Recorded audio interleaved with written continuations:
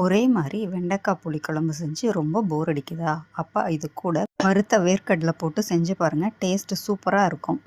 ஒரு கடாயில் நல்லெண்ணெய் விட்டுக்கோங்க. அது கூட கடுகு வெந்தயம் போட்டு பொரிஞ்சு விட்டுக்கோங்க.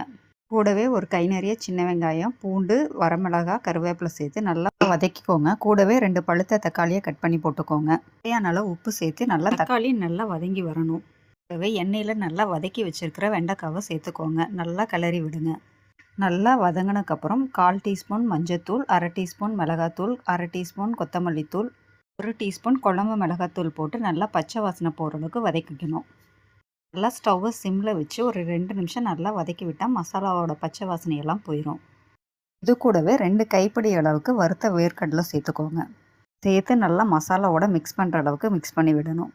லெமன் சைஸ் புளியை நல்லா தண்ணியில் ஊற வச்சு கரைச்சி எடுத்து அது கூடவே சேர்த்துக்கோங்க. கலந்து விட்டுக்கோங்க. இந்த ஸ்டேஜ்லேயே உப்பு பத்தலைன்னா தேவையான அளவுக்கு போட்டுக்கோங்க. இன்னும் கொஞ்சம் தண்ணி ஆட் பண்ணி நல்லா ஒரு 5லேருந்து ஒரு 8 நிமிஷம் நல்லா கொதிச்சு வந்துச்சுன்னா வெண்டைக்காய் வேர்க்கடலை புளிக்குழம்பு ரெடி. நல்லா சூடான சாதத்தோட சாப்பிடலாம்.